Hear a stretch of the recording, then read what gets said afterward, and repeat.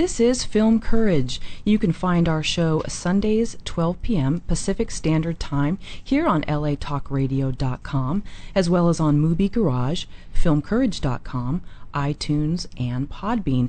Today we welcome you to a special Wednesday edition of Film Courage. My name is Karen Warden, and we are glad that you are with us this afternoon. We are super excited about today's show here, the special edition of Film Courage. My name is David Brannon. Our guest host today, joining us in studio, is herself a radio host, a writer, writing coach, and founder of WriteOnOnline.com. Debra Eckerling. Write On Online is an established community for writers throughout the world. Also, be sure to catch Debra's radio program entitled Write On Online Meetings, which are on Blog Talk Radio the second Wednesday of the month at 12 p.m. Pacific on blogtalk.com/writeononline. It's been over a year in the making, and we're just super excited to welcome you here to the studio, Debra. Hi, Deb. Well, thank you so much. I'm so happy to be here. And it's exciting for me, too. And what happened with my live writers group is we got so big, and through Facebook and Twitter, I had to move my meetings from Santa Monica to Blog Talk Radio. Okay. And it's a good problem to have. Isn't that lovely? and I used to do them on the evenings, and I recently moved them to Noon Pacific. And it's just fabulous. We've had some great guests, and it's just wonderful. It's a great way to, as I do, bring community to writers throughout the world. So, which is something you all do as well. We're very in sync with that. Yes, we are. So thank you so much for inviting me to join you. Thank you. It's our pleasure. All right, well, our guest today is a woman who has inspired and changed millions of individuals' lives creatively. Julia Cameron joins us via phone today on this very special edition of Film Courage. Award-winning writer Julia Cameron is the author of 30 books consisting of fiction and nonfiction, including The Artist's Way, The Vein of Gold, and The Right to Write, her best-selling works on the creative process. In addition, Julia is a novelist, playwright, songwriter, and poet, and has distinctive credits in theater, film, and television. Thank you so much for joining us today on Film Courage, Julia. Hello. Well, you're very welcome. It's good to be here. It's wonderful to have you. Very exciting. Yeah. This is super exciting for us. Thank you, Julia, for joining us here. Let's go to the beginning, as we do on Film Courage. We're curious, where were you raised, and what was unique about your childhood? I grew up in Libertyville, Illinois, which was a little town about 40 miles north of Chicago. I grew up in the woods in a yellow house, which had many small nooks and crannies. And my family was great readers. So you would lie on the hall on top of a heater reading your novel. And my mother would take us to the library once a week, and we were allowed to take out 14 books a piece. Which gives you some idea of how much and how fast we were reading. Wow. Well, we were neighbors. Not neighbors. I grew up in Highland Park, Illinois, so there must be something in the water, in the lake back there. Yeah. Very nice. Right, that's where Steppenwolf began, the theater company that's so wonderful. So can you take us back to where you were in your life when you began writing the masterpiece, The Artist's Way? Well, I think I started writing it when I was living in the West Village in New York. And I wrote it thinking I was going to unblock 6 people who were my good friends who were blocked. And I wrote it sort of aiming in particular at a man named Mark Bryan, whom I subsequently married. But he had come to me and said, would you read 100 pages of my writing and tell me if I'm a writer? And I read his pages and I thought, how can he not know he's a writer? And so I invited him to come to my living room, to the little cluster that I had formed of people who wanted to get unblocked. And he, instead of being grateful, said, where's the book? I said, I am the book. He said, it should be a book. It could help a lot of people. So what I started doing was writing an essay a week aimed at him. I would think, oh, what does that jerk need to listen to get unblocked this week? He's so stubborn. He's so arrogant. And I wrote the essays at Mark, and they built up and they became a book. Interesting. That's a great way to communicate, because I get a lot of my writers, where do I get started? What do I do? And I love that you wrote it to a person, and that's a tip I think blocked people can really use. Yeah. No, I'm just milking this for all the extra info I can share. Yeah. The book, The Artist's Way, has been used in a very similar way as the 12 Steps of Recovery have been used.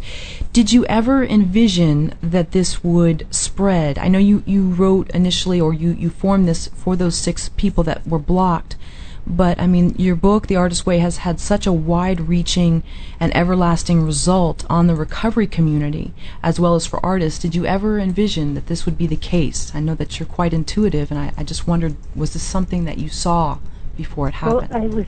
Well, I have to say I cheated a little bit here.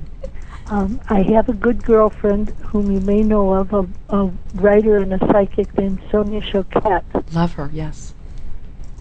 And I went to see Sonia, and she said, The Artist's Way is going to change your life and the lives of anyone it touches. It's going to be a very big book. So I was sort of warned, and then it grew in little dribs and drabs.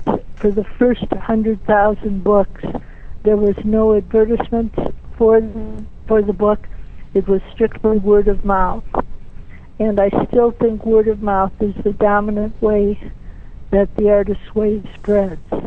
And Julia, you are known the world over for the morning pages. I wonder, what is the origin of the morning pages?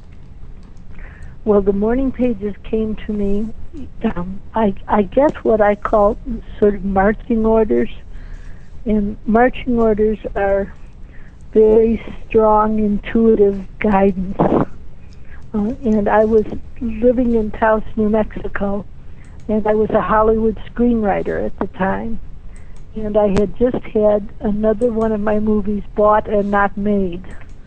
So I was really feeling sorry for myself. And my guidance, when I was out walking, told me to try writing 3 pages every morning. So I would get up in the morning and I would go to my typewriter, which looked out at Taos Mountain, and I would write 3 pages. And I think I had the same feelings that people do when they try it. You know, they say, boy, I never realized I was blocked until I started doing morning pages, and then I found myself facing down a lot of demons. And what happened to me was I was writing the pages and writing them longhand, and then I suddenly had a character come strolling into my room, and I had accidentally unblocked myself as a novelist instead of a screenwriter. And I went back to New York, taking my novel with me. And when I was in New York, I was walking in the village. You know, it's beautiful, beautiful light, cobblestone streets. And I was cursing God. I was saying, either get my movies made or stop giving me movie ideas. It's too painful. It's too painful to have them bought and not made. And what happened was I heard teach, and I was horrified. And I went home and I called up a girlfriend of mine named Regina, and I said, Regina, I've been praying for what to do next, and I got told to teach. Isn't that awful? And she said, well, just a minute, I'll call you back. So she called me back 2 minutes later and said, congratulations, you are now on the faculty of the New York Feminist Art Institute, and your first class meets Thursday. Wow. Talk about all the stars aligning at the same time. That's just amazing. Julia, how do you think stuff like that happens? When the universe aligns the stars like that, what is the source of that? Well, I think that there is a creative universe that we're interacting with at all times. And I think when we become willing to hear what it's trying to teach, then we experience synchronicity. And the experience of synchronicity is a very powerful and startling one. And a lot of times when people start to work with the Artist's Way, and they do their morning pages, and they do their artist states, they find themselves suddenly being in the right place at the right time an awful lot. And then they realize, oh my God, I'm putting things out and the universe is responding to me. I know another thing that you talked about in the Right to Write, I believe, was that being so tapped in as you are, being an intuitive being, that you've had ideas come to you only to find out that they were actual real life people, that somehow it just kind of came to you from the ether or whatever term you want to use, but that you were actually tapping into real people and they were manifesting on the page. Can you talk about that a little bit? I want to say that I wrote thrillers as a screenwriter, and I began to be frightened that if I was putting so much darkness on the page, I was inviting it into my life. I was asked to write a television movie on the Hillside Strangler, whom you might remember. Yes. It was a Los Angeles serial killer. Yeah. Mm-hmm. And when they asked me to write the movie, they were convinced that I could do a very good job doing it, and I was convinced that it was a terrible idea to invite that man into my home. So I turned the job down. And Julia, when did you begin writing the morning pages, and have you ever stopped writing morning? Has there ever been a point in your life since where you have not done the morning pages? Well, I think we should pause briefly and explain that morning pages are 3 pages of longhand morning writing that you do first thing. And I started writing them in about 1982, maybe. I have written them faithfully ever since. And it's interesting, Mark, my ex-husband, he and I had a conversation not too long ago where I said to him, do you still do morning pages? And he said, I do morning pages whenever I get in trouble. And I said, oh, sweetheart, don't you think if you did them all the time, you might not get in trouble? And that was probably the reason we got divorced. Okay. Love it. A lot of the writers that I know, and I love what you just said. That was just wonderful. They're always coming up with excuses. This is more important. That's more important. What do you say to people who think that there are other things? I mean, other than you wouldn't be in trouble if you did them. But what do you say to people who are constantly making excuses and not doing that? I don't deal with those people very much. I really think of the Artist's Way as a program of attraction rather than promotion. And so I don't ever try and sell people. Oh, so the people need to be, the people who are getting with the program are getting with the program, is what you're saying. Right. Okay. And fair enough. I think morning pages are contagious. If I teach a large workshop over a 12-week period, which I like to do, I should add, by the way, that I dreaded teaching, and then it turned out to be the most wonderful vocation, and it keeps me unblocked. You know, you can't teach creative unblocking without staying unblocked yourself, and I'm sure that's why I have 30 books, is because I've done so much teaching. What you just said a moment ago, Julia, you know, it makes me wonder, in terms of the people that you have around you, are you really protective of the people you have around you, and sort of the energy of other people you allow into your life? Well, I have something that I call believing mirrors. And believing mirrors are people who mirror back to you your potential and your power. And I'm careful that my early work goes out only to believing mirrors. And my believing mirrors are, for example, Sonia Choquette, who's a psychic, Laura Letty, who's a gifted kindergarten teacher, Gerard Hackett, who teaches grammar school English in New York, Tim Farrington, he's my favorite writer.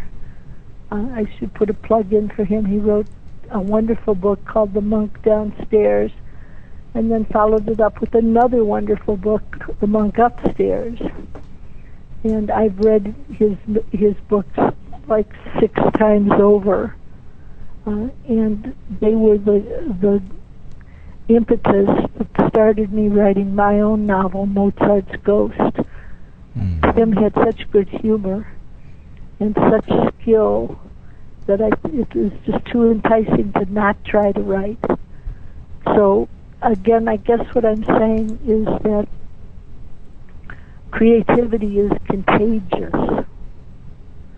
And you kind of don't need to worry about flogging people into doing it. If your own life starts to change, it puts out a power of attraction. You know, I have another thought about the morning pages. You know, I got to come back to this. You know, in these 30 years that you've been doing morning pages, and other people have come across this and they've begun on their path of writing morning pages, has anyone ever honestly come to you that has performed these morning pages on a consistent daily basis and told you, you know what, Julia, these morning pages simply don't work. They're a waste of my time? Oh, yes. I had a wonderful example of this.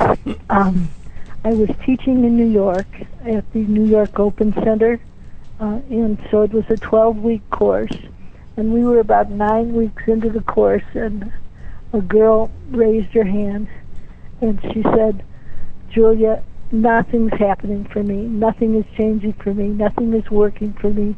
I've been doing morning pages and artist dates faithfully, and not a thing has changed. And I said, well, I find that difficult to believe, but I think if you find that nothing is changing, you should quit the class. And she said, but Julia, I'm getting so much out of it. Now, Julia, I believe you mentioned previously in some of your writing that when you first presented the artist's way to, I believe it was like a high-power agent, but maybe back in the 90s, they said to you to some degree, like, you know, who will want to buy this book? So you went ahead, and tried to self-publish until someone found it to be the gem that it is. But what kept you going during that time? Especially in the 90s, self-publishing I don't think was as popular as it is today. What gave you that wherewithal to keep going? Well, I come from a large family, and in my family, if you learned to tie your shoe, you taught your sister how to tie her shoe. And I think I had that same impulse to share with people who needed it. And we did self-publish The Artist's Way before it went to Tarcher. And we would Xerox it at a little communist bookstore and bind it up. And we sold it through word of mouth. And we sold about 1,000 copies before it went on to Tarcher. So that family conditioning that kind of never quit, and that just with you, and you took it with your work as well. Well, you know, I would get a letter Dear Julia, I am with the State Department in Switzerland. I hear you have a manuscript. Oh. And of course I would think, I always knew the State Department was paying too much attention. Well, you're known, of course, for the morning pages, getting that sort of mental minutia out on paper, and also the wonderful artist dates. Also, though, something that I'm finding out is that you're a big believer in walking. And I know you've quoted Brenda Ullin, I believe, and other people on it. And I know for me, I have to have a walk every day. It gives me intuitive dreams, and it helps with stress. So can you talk about walking and how that I don't know if it's part of the spiritual radio kit that you talk about, but how it's such an important component to keeping sane? Well, I think you're building a radio kit when you use my tools. And when you do morning pages, you are you're sort of saying to the universe, this is what I like, this is what I don't like, this is what I want more of, this is what I want less of. And then when you go on your artist state, you switch the dial over to receive, and you start to have hunches and intuitions. And many times people will report back that they felt a conscious contact with a benevolent something when they did their artist state. And then when I wrote The Artist's Way, I was in week 12, that's all the way at the end of the book, when I said, P.S. exercise is important. And I did an essay on exercise. Now, in the years since writing The Artist's Way, I have realized that exercise is pivotal, and that what happens when you walk is that you integrate the insights that you get from your morning pages and your artist states. And you begin to experience the world as a benevolent place, particularly if you live in a city like New York, which is, I lived there for 10 years recently. And it's a big, overwhelming city, and it's frightening. And then you start walking, and it becomes a city of interlinked neighborhoods, and it becomes much less frightening and much more exciting. I'm a firm believer in the power of exercise, and it sounds to me, the way you think of it, it's the writing is the and this is the way I think of it too, is the writing is the exercise, and the going out there and being with people is exercise.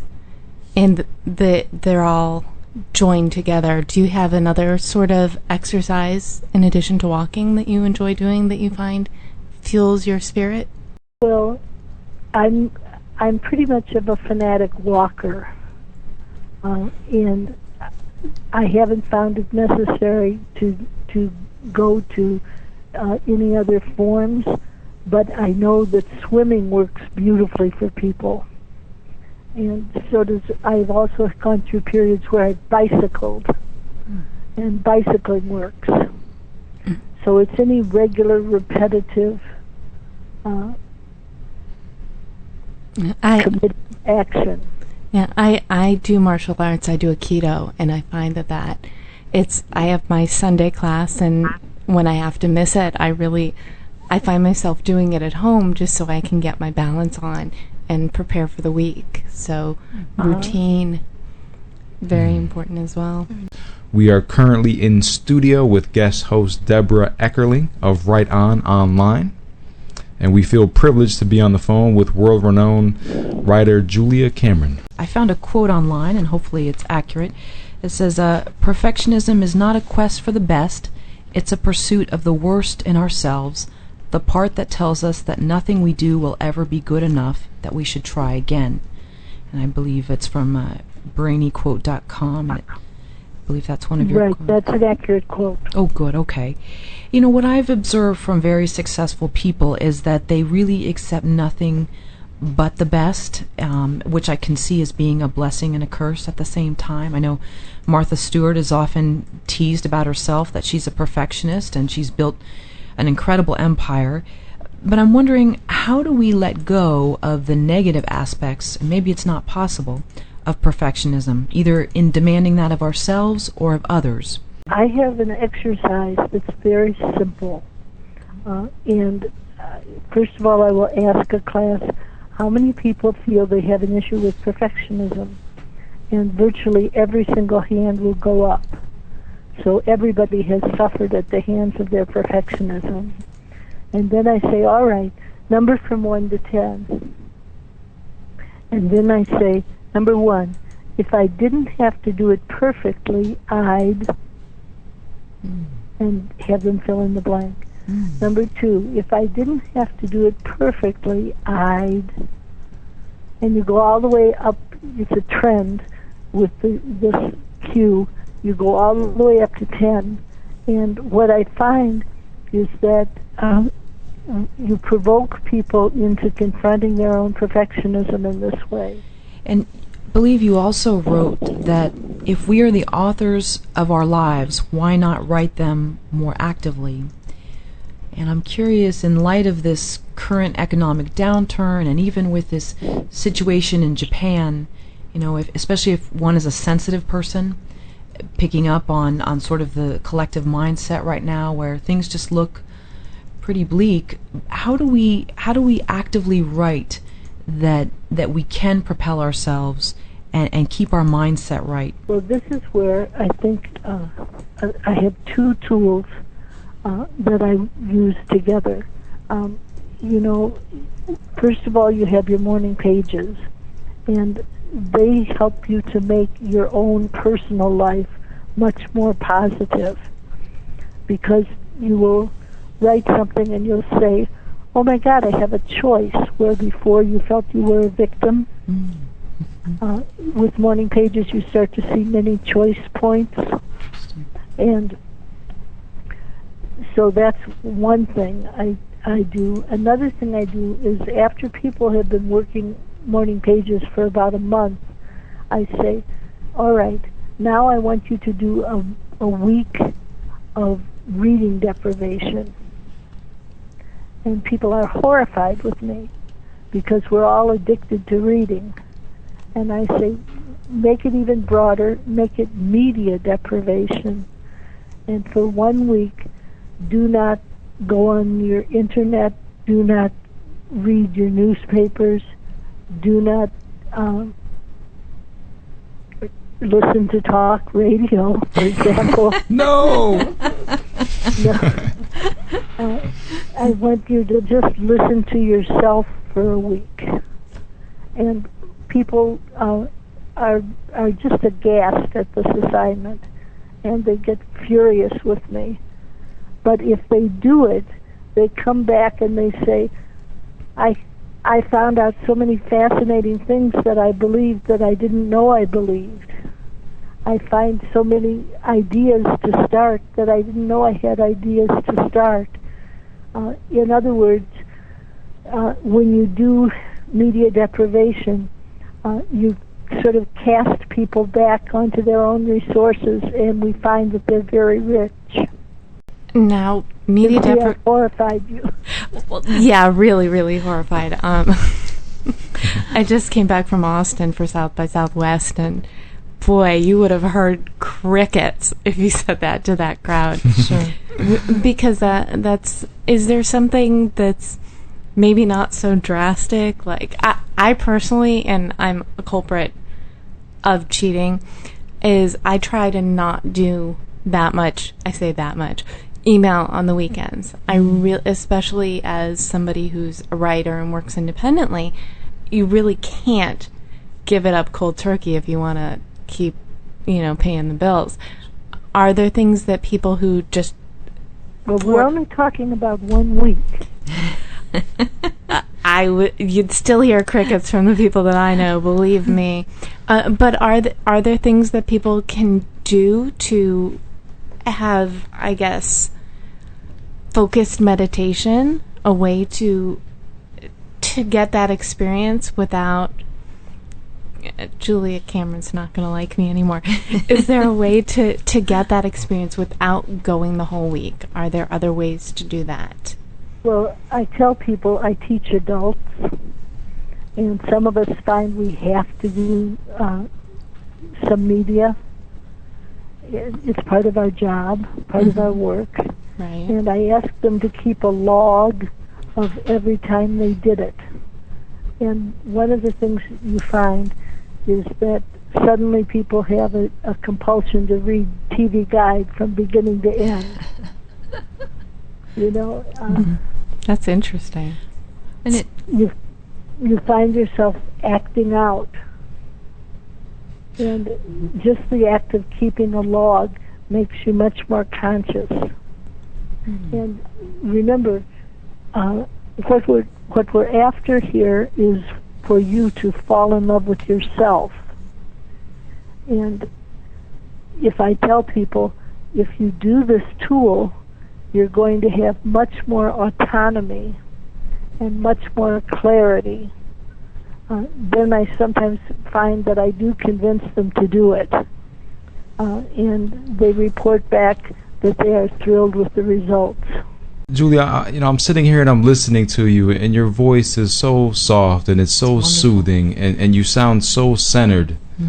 And part of me, forgive me, I can't help but ask, do you ever have a problem with bullish behavior or people that sort of like try to push you around, or do you ever have any trouble with that? And if you do, how do you deal with that? Well, this is where morning pages come in.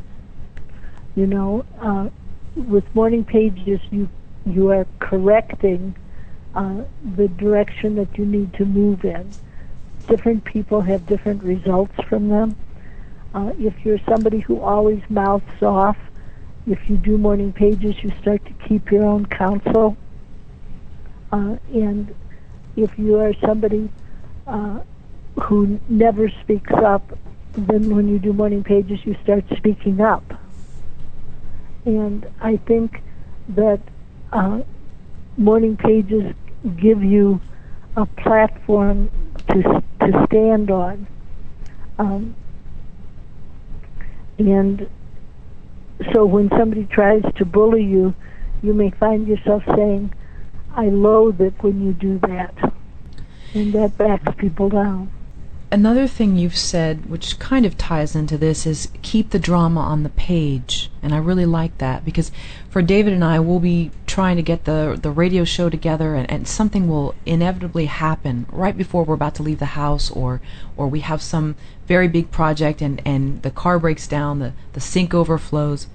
And you talk about how, I think you were a single mother at the time, and you were writing, and that statement, keep the drama on the page, was really sort of a key to serenity for you, and you were able to really compartmentalize what was going on. Can you expand on that? Well, I think you've explained it pretty well. Okay. I think one of the things that happens to black artists is that we become addicted to negative drama. And we have people in our lives that I call crazy makers. I know a few, yeah. Crazy makers are people who destroy our schedules, abuse our time, abuse our money, and they stage dramas, but not where they belong. And so I had to learn how to say to myself, I'm not going to participate in this particular drama. I have a couple of people who are still in my life and will remain in my life because they're related by blood, that are very dramatic. And so I always have to listen to them with a few deep breaths. And is there anything, because it sounds like, even with your family, I mean, do you have any power in that circumstance? Is there anything you can do? Are there things that you've tried to do? Well, it's interesting. I don't think my family has read The Artist's Way. Oh, okay. It sounds like that. And I call this dragging home the invisible bone. Mm-hmm. Where you do something and Sure. They will call me up and they will say, oh, I just met so-and-so who used your tools, and now he has an album. Oh. And I'll say, well, that's great. No man's a prophet in his own land.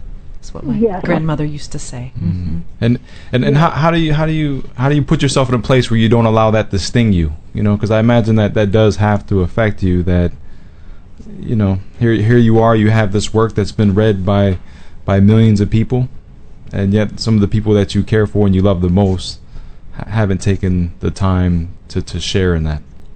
What you do is you call up your girlfriends and you say, do you believe it? They still are reading it. Now, Julia, I wanted to touch on something that you're launching. It's called Julia Cameron Live. Is that right? Yes. Okay. And this is something I'm very interested by. It's what we call a webinar. It's an online seminar, and it replicates the teaching that I did at the very beginning when I had 6 people in my living room. And I was available to answer questions and to talk about the techniques in the book and maybe tell some stories from my own life about it. And Julia Cameron Live is a long essay. It's going to be about 2.5 hours, and people will be able to tune into week 1, or go to week 3, or repeat week 2.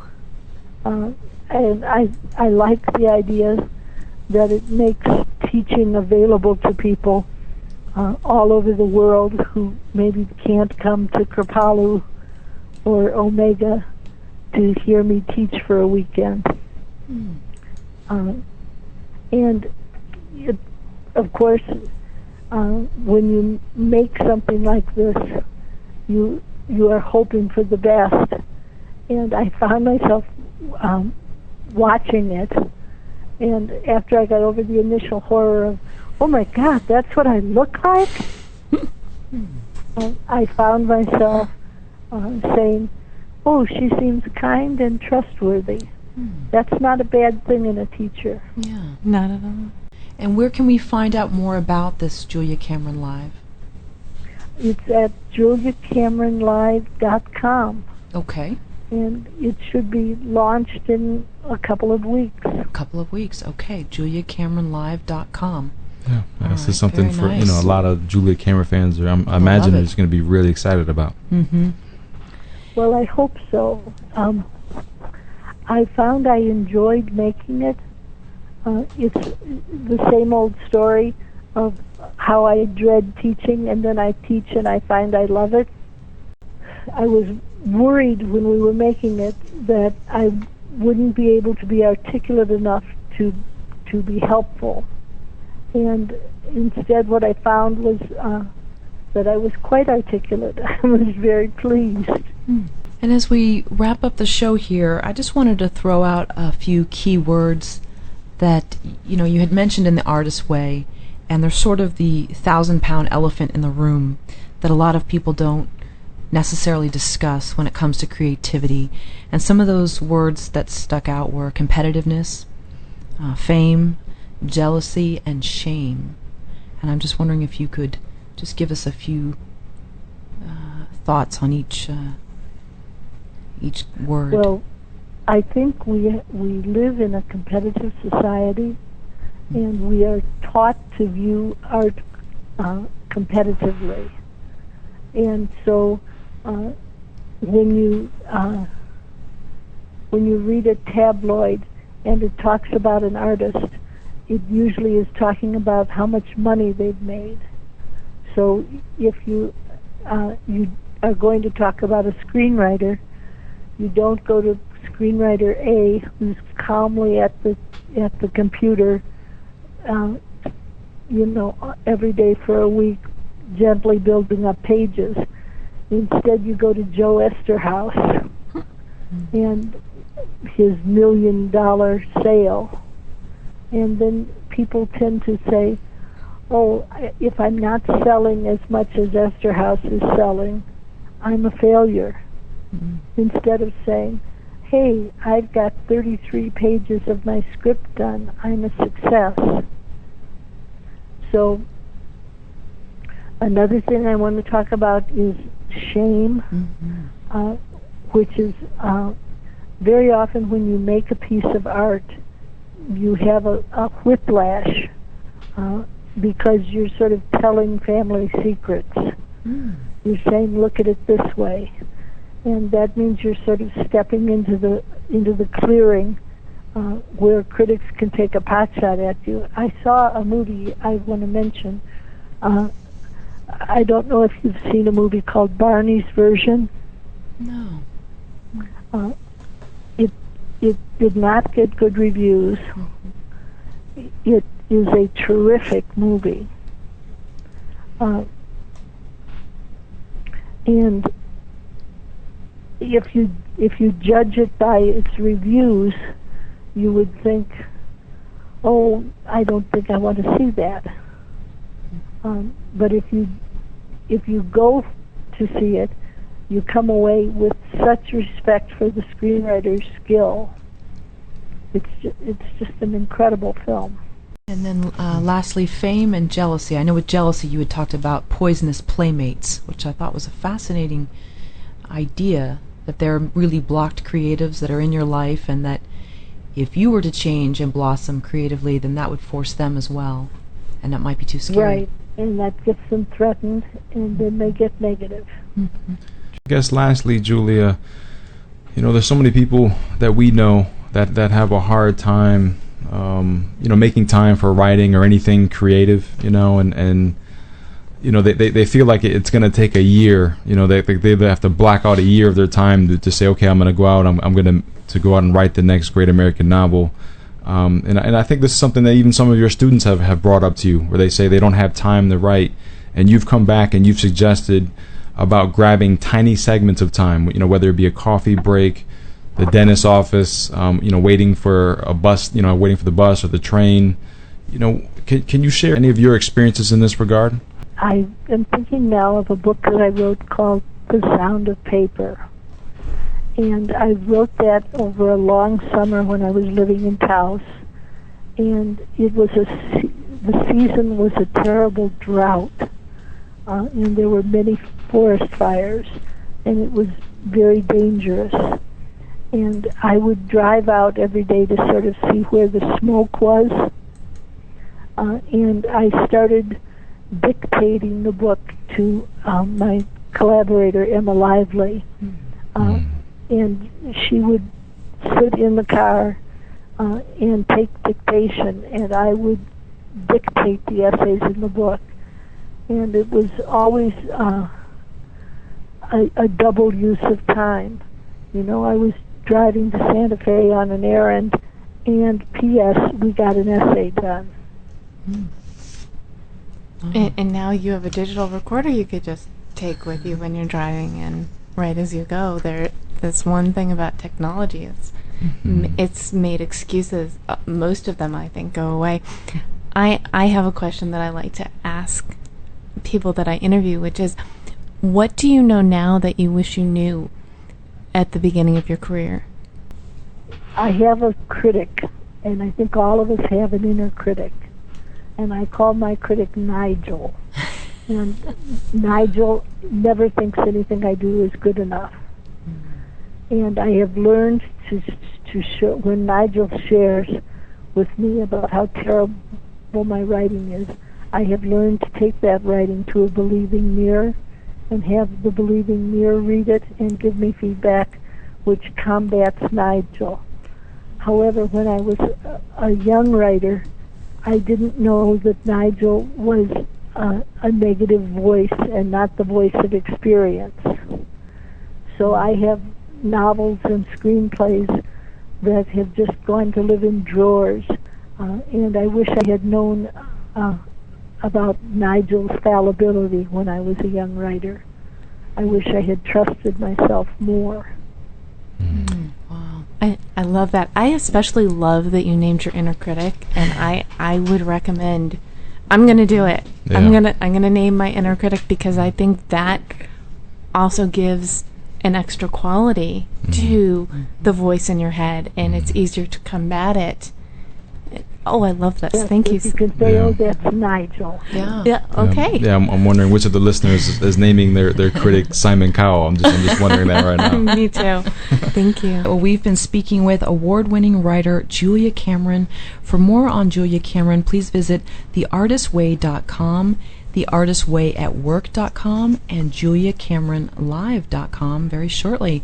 And for more on Debra Eckerling, please visit writeononline.com, on Twitter at writeononline, writeontrackla.com, and writeononline on Facebook. Thank you both, Julia and Debra, for joining us on this special edition of Film Courage. It means very much to Well, us. thank you. It was a pleasure. Thank you. Yeah. Pleasure's Me ours. as well. Thank you. Thank you, this has been thank you wonderful. both. Yeah, thank you both, and certainly, Julia Cameron fans, you want to stay tuned for Julia Cameron Live, which is we're gonna be seeing that online and in about the next month or so. So we're very excited for that. We will be back with a new episode of Film Courage this Sunday at noon in our regular time spot, where we're going to be speaking with writer-director of the film The Cosmonaut, Nicholas Alcala. You can find out more about Nicholas by visiting cosmonaut.org. Also, many thanks to our guy Ronan Rosner, who's actually here in studio. He's outside the studio here on a Wednesday here at LA Talk Radio. And Ronan is the one that has built filmcourage.com, and he runs the board for the studio. Thank you so much, Ronan. Love Ronan. And next Sunday, we will see you.